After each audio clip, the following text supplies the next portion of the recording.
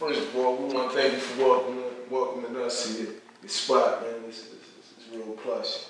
You know, a lot of people talk that stuff, but you know, I see you really living it in here. Like Hollywood, man. Fucking up this child support money. That's what I'm doing. I ain't got no kids no more. The kids ain't mine, so I got 2 kids that ain't mine, so I got extra $2,200 a month to fuck up. Man. Nah, I'm fucking with you. Oh, and I'm about to say, damn, they got you. 18 years. But other than that, you know, we like to thank you for being on the SPKEZY. But let's get right into it first. So, how you get your name, BuckWild? Well, my father's name was Buck Jones. Okay. And my grandmama, she's from South Carolina, and my grandfather was in the movie theater, like in the fucking 1940s or whatever. And they was going to see this movie called, it was called The Cowboy. It was starring this dude named Buck Jones. He was a cowboy star named Buck Jones. And it's so coincident that her last name was Jones when she got married. And they loved the boy so much. Her first son, she named him Buck. So that's his birth name, Buck Jones. So I'm Ibn, which is an Islamic word, which means junior. So I'm the son of Buck Jones. Okay. But Islamically, I'm Ibn Abdul Aziz, because my father's Islamic name is Abdul Aziz. So I'm Ibn Abdul Aziz, but they always call me Little Buck. So that's how I got the name Buck from my pop. Got it honestly. And started off doing comedy in 1995. I was at a hair show. I did a hair show with these guys from Philly, Scooby-Doo. There was a salon called Scooby-Doo, and this guy named Jay Fresh and Tone. And they wanted me to be Jerome. Jerome in the house. And they set up a skit where as though when I drank this secret potion, I still had Jerome's voice, but I'd be a fly nigga. So I had this jumper suit on and a big afro, and I was Jerome cleaned up. And I'm like, Doc, so what you saying? If I drink this potion, I'm going to be a player from the Himalaya to the Appalachia? And like, yeah, if you drink this potion here, this will turn you into a so-called player. I'm like, Doc, I'm already a player, Doc. But I had cold teeth on my mouth. So when I drunk it, the lights went out, smoke went on the stage. And when the shit came down, just had me in like a nice suit, fresh cut. And that was my bug to damn, I can do this. And I used to always see this comedian from Philly, his name was Javon Pearson. So he just did Def Comedy Jam and all that, and I used to always see him at the Charlie Mack Celebrity Weekends. So the bug was the skit, making me think I could do it. When I saw him, I was like, indirect hate, like, man, I can do that shit. You see what I'm saying? He was hanging with Mel G telling all the celebrities at that time. Yeah. So I'm like, I can do that shit. And I was already a funny nigga. Because I started out Freedom Theater dancing and all that shit. You know what I mean? So I was always a dancing, singing nigga any damn way. So that this was a transition. What God already had me prepared to do.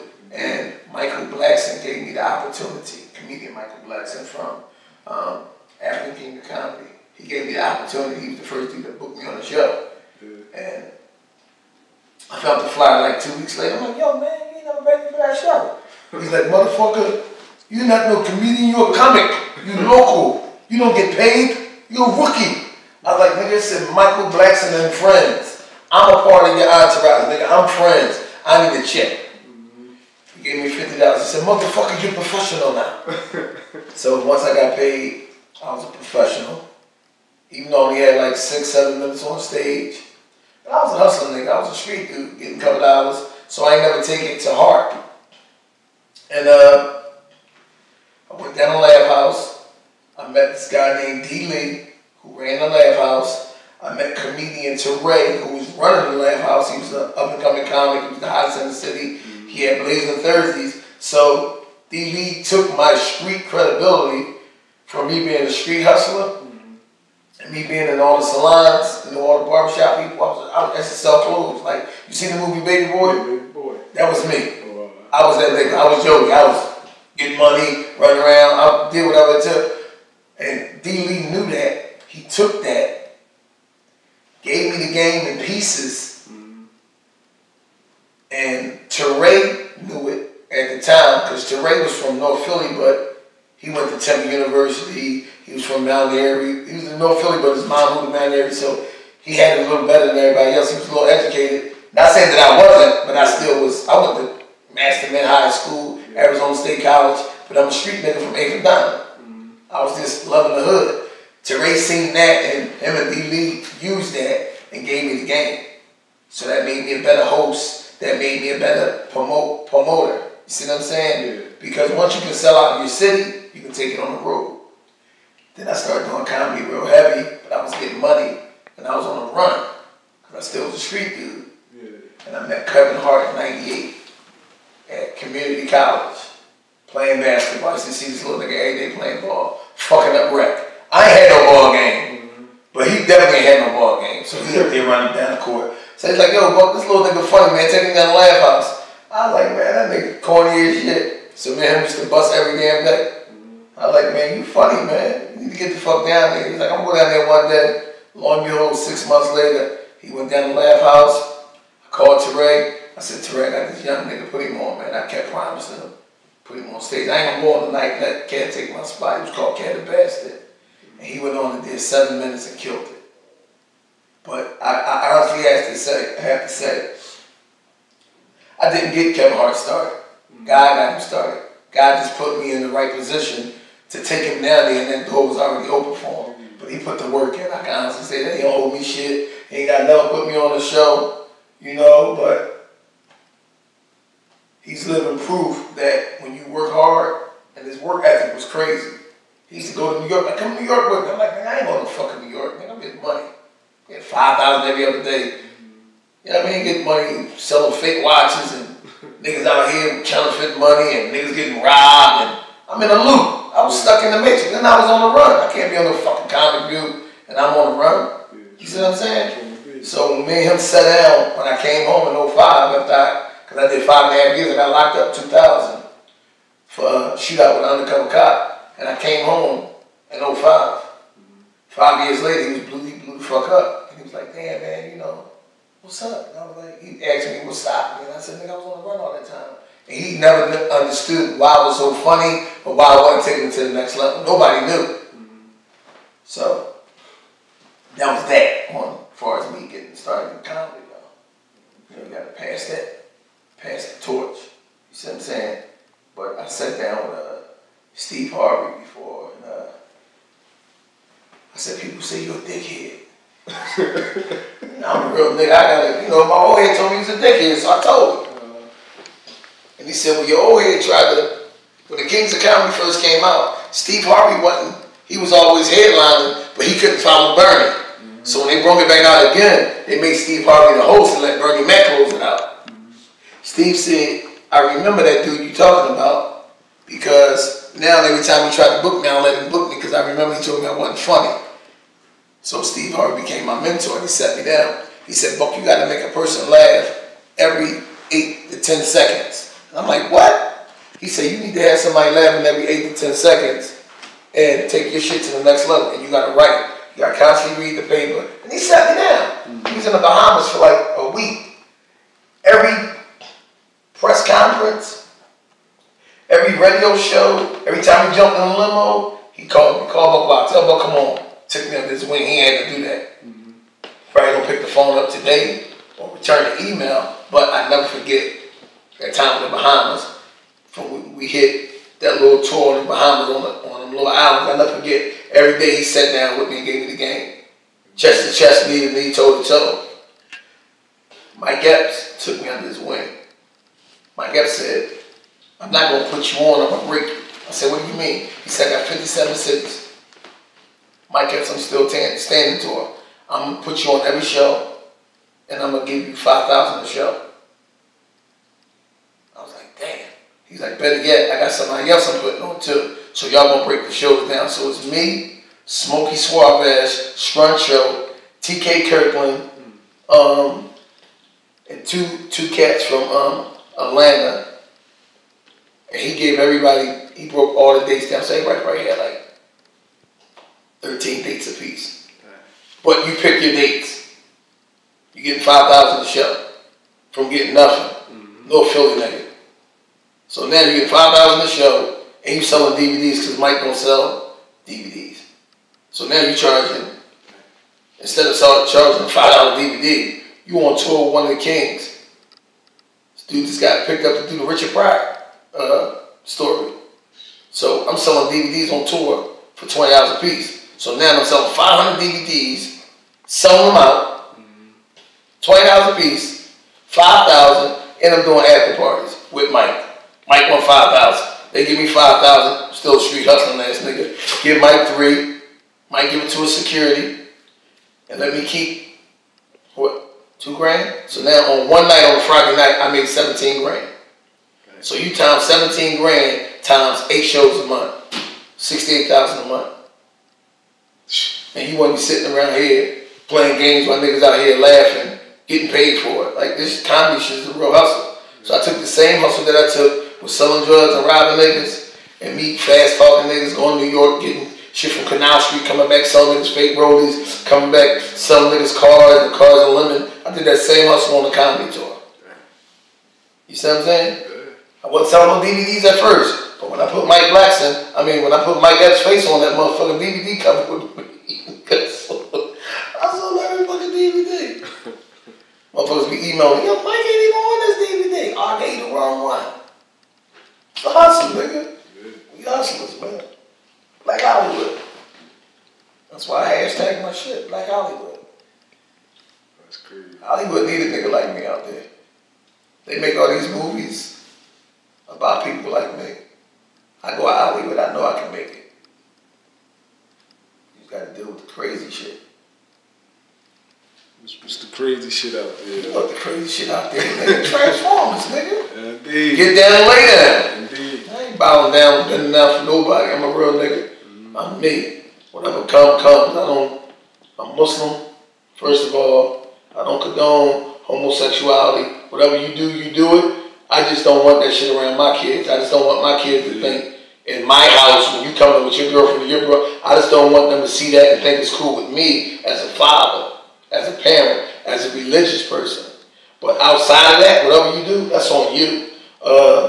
When I'm on the stage, I got more shit to talk about than people who's gay. I got gay people in my family. I had a conversation with my cousin one time. I'm like, damn, why you gay? He told me I felt this way ever since I was a little girl. I'm like, nigga, you a grown ass man. Same nigga whoop your ass, whoop my ass. What happened to you? You fell on the dick and ain't never get up. So we arguing one day, right? We talking back and forth. This was why I argue with gay people. This shit right here made me never just let niggas do that. I said, damn, cuz, you ain't never want no pussy. You know what that nigga said? He said, damn, cuz, you ain't never want no dick. I said, what? You see the Eagles game the other day? I had to change the conversation. So we cool now. I tell nigga, how about it, nigga, we good. He give me material to write down, and we good. But I don't judge people, I just do me, man. And I like when people allow me to be myself. I don't like to be no fake dude. I'm me. I'm BuckWild when you get up. I'm BuckWild when I go to sleep. When I hit the stage, when I get out the stage, I'm me all day, every day. Always been a Hollywood nigga. And what I mean by Hollywood nigga, I always been a dude that Hollywood make movies about guys like me. I live it every day. Disposable income. That look is just the look. At the end of the day, that's all they want. They just want a story to tell. Yeah. You just gotta look at life like, this is your life. This is your movie, right? I'm in this interview with you right here. This is your movie. Indeed. I might be a backdrop. Indeed. I might be a flower, a chair, a phone in your movie. But everybody can't sit in the front row in your movie. Indeed. A lot of niggas gotta sit in the balcony. A lot of niggas gotta be loved from a distance. Everybody they don't have your vision. You see what I'm saying? I love what I do so much, man. I can't love nobody else. Can't love no bitch right now. Can't get nobody over me. I love me. I'm trying to make it, man. I leave a girl that I'm with, or I stick with her. I'm like, you know what? Fuck comedy. I'm just gonna ride with you and your family. 2 years down the line, I'm going crazy or kill my fucking self because I done put my shit on hold to satisfy your fucking selfish ass needs. Nah, I gotta make it. Family, friends, got too many people depending on me. Real niggas like you depending on me to make it seem like, damn, remember I gave you that interview? Yeah, put my man in this fucking video right here. Let him direct this, let him interview this You see what I'm saying? It's karma. It's like you put it out in the universe, man. You're gonna be successful, nigga. You're gonna get it. Somebody's gotta make that call for you and see your work.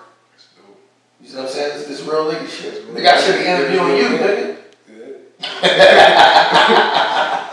Yeah, man, that's real game right there. You know what I'm saying? That's how I see it.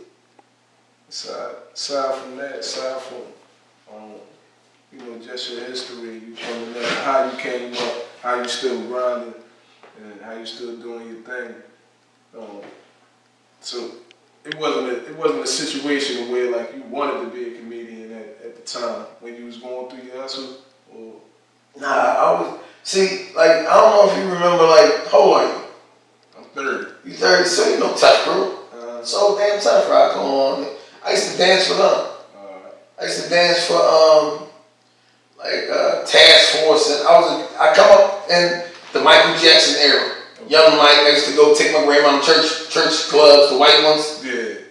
Go to school, put glue on it, stick them in the art class, stick them in the glitter, and moonwalk down the hallway.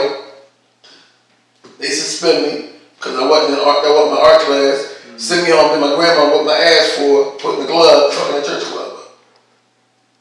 I always been a clown, but what I mean by I always been a funny dude.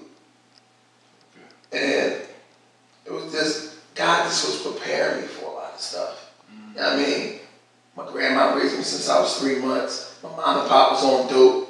We got similar stories, but we got different endings. Indeed. You see what I'm saying? Letters make words, words make sentences, sentences make paragraphs, paragraphs make stories, but everybody got a story to tell. But who the fuck want to hear the truth? Who want to hear your real truth? You see what I'm saying? Who want to really hear my shit? So when I say thank you for allowing me to be me at the end of my set on stage, I really mean that shit. Let me be BuckWild. Yeah. You see what I'm saying? Let me be me. I always wanted to be a star, and I knew it when I was young. I'm going to be a star one day. I said, no, I was going to do with that fucking money. Nigga, so it's the broke nigga with a little more opportunity than you. That's it.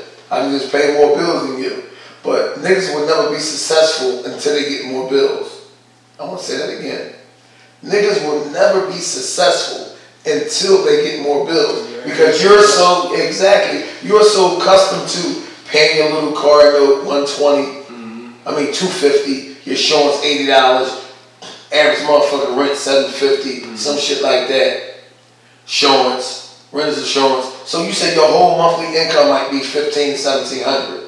So you're only hustling for $2,500. True indeed.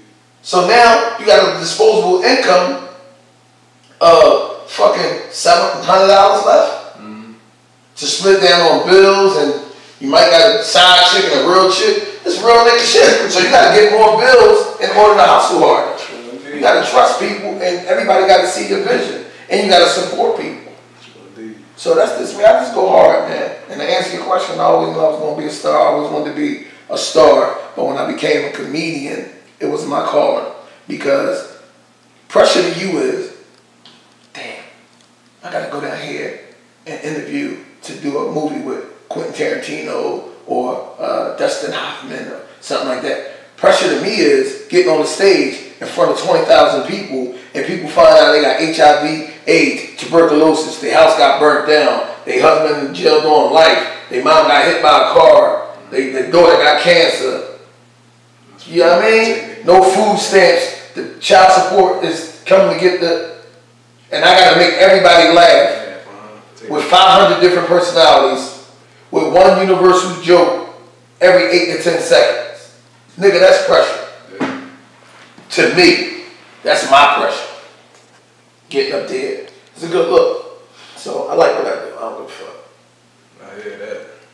So what's next for BuckWild? What's going on now? Well, first I put in on my man Charlie Mack. We already put it on paper. I'm gonna let Charlie Mack manage me.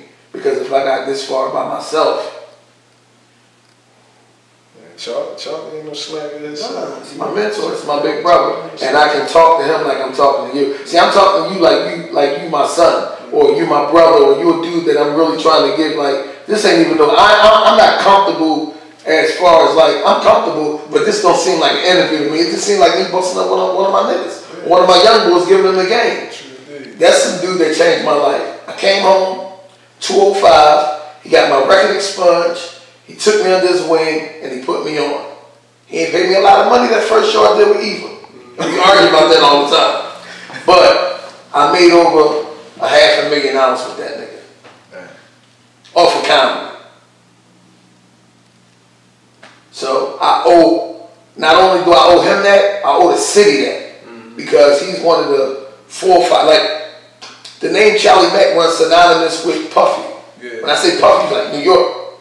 Charlie Mack, Philly. It's a city. No promoter has ever done what he done and changed his life around. And I saw it. Got married, not cheating. I'm not going to no strip club before I get married. Why? Come on, let's go to the strip club. Nah, for what? Why going into my marriage tainted? I ain't getting nobody no alcohol in my wedding. Everybody get free food and gifts, no alcohol. Couldn't understand it. If you're not married, Buck, don't bring no girlfriend to my wedding. Bring yourself. Damn. Had a bad girl waiting with me. Nah, I can't go. You taking somebody else? No, my man said we ain't married, can't go. You have to respect the man who he became. So I trust him. So I'm gonna sign with him. I just got the phone with Mike last night. I'm gonna help Mike Epps write some new material. He's doing the Richard Pryor movie. Kevin Hart told me he had patience. He got me. He got his own production company now. So he's gonna be doing something with Philly. And what niggas don't know, niggas always try to get me to throw Kev under the bus, is when I got incarcerated, Kevin Hart sent me, and make sure this on camera, Kevin Hart sent me $500 a month. Nigga, they ain't never missed a date. Dang. Never missed a date. A month, and I did 5.5 years. In jail, incarcerated, upstate. Greater Ford, Chester, Pennsylvania, and Housedale. They can Google that shit. He sent me that. He don't owe me shit. But that's what I'm doing, man. Trying to go back out on Charlie Wilson, great, go back out on tour. Okay. So, Live Nation and a couple of people that I know, Platinum Production, they, Brother Lightfoot, John and Bill, they are black promoters in Philly behind the scenes. Very good dudes. So anytime you see an old school concert, the comedy joint they do out AC with all the big comedians, they behind that. So they put me on little shows. They, they help me out. So everything is, I'm very appreciative. Do I think the niggas can do more? Yeah, but I take what they give me. And I'm trying to get on the radio with Laia and Shamar in the morning, PMS in the morning. Yeah. I'm trying to get on there. If they don't want to use the name BuckWild, they can use Uncle Buck. But I just think every main show on radio now needs a comic. Yeah, true. To pop with. So if y'all need a comedian, holler at me, BuckWild. I'm open. That's another thing. How do people get in contact with you? Well, you can find me. You can Google me. So that's the good thing about Google. Yeah. Just Google comedian BuckWild. Or go to Facebook, Buck, B-U-C-K, no space, W-I-L-D. Go to Instagram, BuckWild215, Twitter, BuckWild215. Okay. And that's it. Or email me at BuckWild215star@gmail.com. If you want to book me, I need some checks. I got kids to pay for. Go to college, name my kids. That's my new thing. Going to my new joke says, I'm like, yeah, I'm gonna go down honest, fuck up this child support money, fuck them kids. And some girls like, man, that's how you really feel. I said, baby, it's a joke. It's a joke. I'm all kids. I love my kids. Anything that you felt like we didn't talk about that you want to get out the way? Nah, man. From the abundance of the heart, tongue speaks.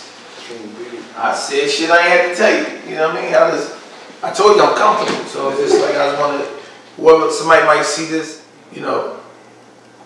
grandma raised him since he was 3 months, and you see what I'm saying? And stuff like that. But, people want to learn you and know who you are as an individual and,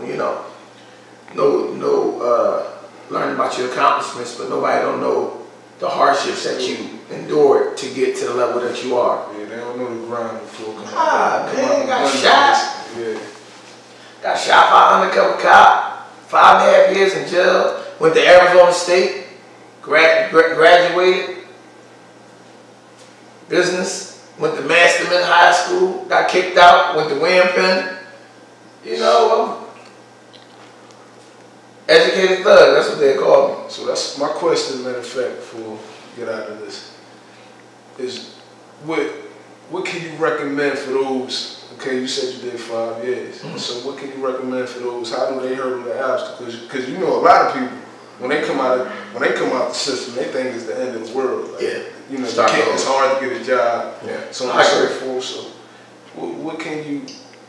what type of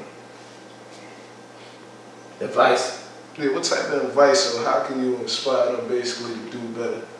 You know, I can honestly say this: is this guy, and I tell you all the time, Muslim. I'm a die Muslim. My best friend, his name is Mel Wells Jr. Nigga, if I had some money, I'd buy him a church.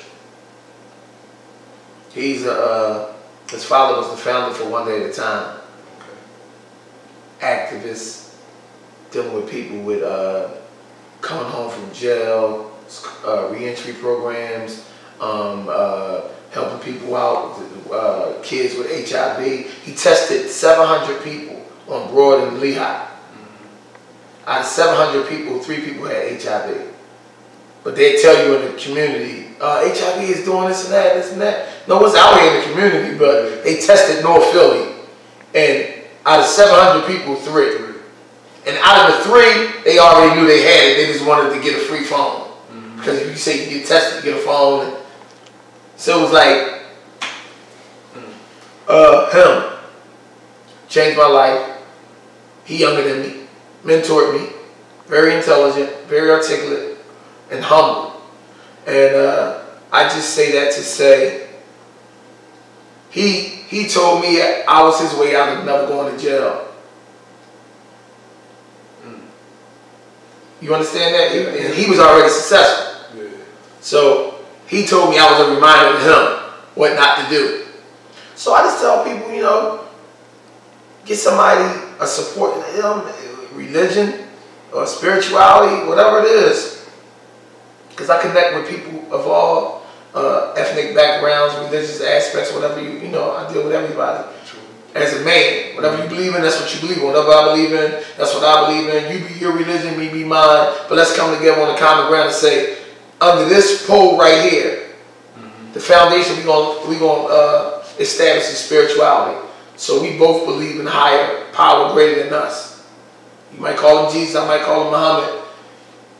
And we believe that there's a God. Yeah. All right, let's go from there. So that's our foundation. Now how can we go? All right, let's get money. Let's do this. Let's do this. So we did, me and Mel started something called Stop Crying, Start Laughing. And what I was doing, I was hiring all ex-offenders to work Stop Crying, Start Laughing, give out flyers, take emails, work the door, do a little security, whatever, you know, your lane. You know, we started off and we raised money to help bury kids that get killed in the city of Philadelphia by sensitive acts of gun violence. Their parents probably just can't afford to bury them, and it's called Stop Crying, Start Laughing. And I got my own organization, it's called the BuckWild Philadelphia, non-profit organization, and I cater to helping people. So you might get your little cousin Ryan, might got killed last week, and your aunt probably can't afford to bury it. So what we do is, we go to my foundation, BuckWild Philadelphia, we do a Stop Crying, Start Laughing under the foundation, under Comics Care. Okay. So, you know, we had a joint called Philly's Comics Care. So I get all the comedians, they do a free show, we raise the money, and we get the money to the family. And help out. You know, we probably can afford a tombstone, probably can't afford to bury them all the time, or, you know, whatever we give, we give. We put they people at the door. Yeah, take that money and you do you. Write it off. Get somebody at the bank, or we put it right to a bank and start a foundation, a college fund or something. You know what I mean? Whatever you want to do. But, because I don't want people banking on the show to make sure they, you know, you want to make sure people really putting that money to good use. But, just do something, man. Do what you want to do in your heart. Get somebody to believe in you and write it down and go from that. Like, write 5 things down and do them. And check them off. And get people to support you, man. Because if you don't have nobody supporting you, you're not going to make it. You're going to go back to what you used to. See, I ain't had to go back to selling drugs or robbing people. Because when I came home, that gun got checked in at the door and somebody gave me a mic. A lot of people don't have that option. Yeah. They don't know what they want to do. Everybody, nigga, been locked up for 7 years. When he went to jail, he was 27. He could have went overseas and played ball. Now nigga come home, it's over for him. Yeah. What are you going to do? You got to mentor kids. You got to put them basketball program, teach them how to shoot. If you hustle, you come home from jail, go to YMCA, tell them you want to be a trainer. Go get certified. You might be a good writer. Go to one of these little editorial programs at Temple and all that stuff, CCP, and enroll and get it. You can be what you want to be. You just got to go get it. Bishop Don Juan once said, stop hating on people. Because you can be anything you want to be. You just got to apply it to your life. And that was a dude that used to be a pimp. And, you see what I'm saying? So I was like, I take something from everybody. So, whoever out there and they looking at this little interview right here, man, just be what you want to be, man. Be who you are. And shine at it.